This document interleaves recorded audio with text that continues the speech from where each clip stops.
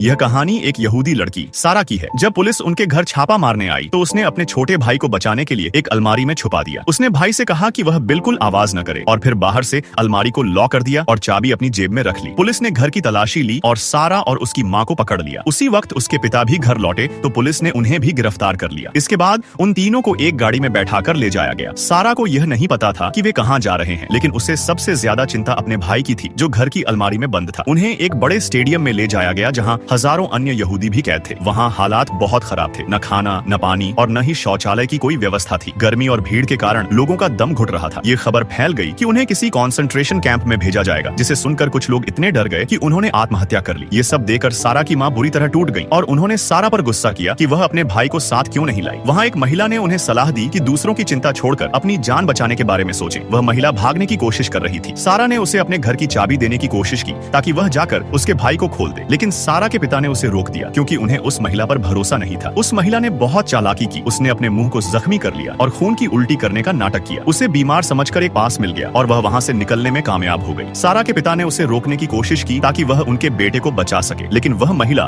उन्हें नजरअंदाज करके भाग गई। इस चक्कर में पुलिस ने सारा के पिता को पीटा भी। जल्द ही उन सबको ट्रकों में भरकर एक कैंप में भेज दिया गया। वहाँ पहुँचते ही पिता को अलग कर दिया गया। सारा और उसकी माँ अकेली रह गई। कुछ समय बाद पुलिस ने माँ को भी सारा से जबरदस्ती अलग कर दिया। यह आखिरी बार था जब सारा ने अपनी माँ को देखा। इस धक्का मुक्की में सारा गिर गई और उसके हाथ से अलमारी की चाबी गिर गई, लेकिन उसने किसी तरह उसे वापस पा लिया और बेहोश हो गई। जब सारा की आंख खुली तो उसे वहाँ अपनी उम्र की एक और लड़की मिली। दोनों ने वहाँ से भागने का प्लान बनाया। उन्होंने देखा कि बाढ़ के नीचे की मिट्टी नरम है। एक रात उन्होंने मौका पाकर मिट्टी खोदी और भागने की कोशिश की। एक पुलिस वाले ने उन्हें देख लिया और पकड़ लिया। सारा ने उससे बहुत भीख मांगी। पुलिस वाले ने इधर उधर देखा और चुपचाप बाढ़ को ऊपर उठा दिया ताकि बच्चियां भाग सके। भागने के बाद उन्होंने अपने कपड़ों से यहूदी होने का निशान हटा दिया और काफी मुश्किलों के बाद उन्हें एक बूढ़े दंपति ने पनाह दी। लेकिन बदकिस्मती से सारा की साथ वाली लड़की बहुत बीमार थी और इलाज में देरी होने के कारण उसकी मौत हो गई। जब पुलिस उस घर की तलाशी लेने आई तो बूढ़े दंपति ने सारा को छुपा दिया। खतरा टलने के बाद सारा ने उन बुजुर्गों को अपने भाई के बारे में बताया जो अभी भी अलमारी में बंद था। उन बुजुर्गों ने सारा की मदद करने का फैसला किया। उन्होंने सारा को लड़के के भेष में तैयार किया और पेरिस जाने वाली ट्रेन में बैठ गए। रास्ते में कई चेक पोस्ट आए, लेकिन बुजुर्ग व्यक्ति ने अपनी समझदारी और पैसों का इस्तेमाल करके पुलिस को चकमा दे दिया। पेरिस पहुंचते ही सारा भागकर अपने पुराने घर गई। वहाँ अब नए लोग रहते थे। सारा किसी तरह घर के अंदर घुसी और उस अलमारी के पास गई। उसने कांपते हाथों से अलमारी खोली, लेकिन अंदर का नजारा देखकर वह टूट गई। उसका भाई मर चुका था। इस घटना का सारा पर गहरा असर हुआ। उस बूढ़े दंपति ने उसे गोद ले लिया और पाला पोसा। वह बड़ी हुई, लेकिन अपने बचपन के उस सदमे से कभी उबर नहीं पाई। उसे हमेशा यह पछतावा रहा कि वह अपने भाई को नहीं बचा सकी। उसने शादी की और अमेरिका चली गई, लेकिन उसका मानसिक तनाव बढ़ता गया। अंत में वह इस दर्द को बर्दाश्त नहीं कर पाई और उसने अपनी कार एक ट्रक से टकरा दी, जिससे उसकी मौत हो गई।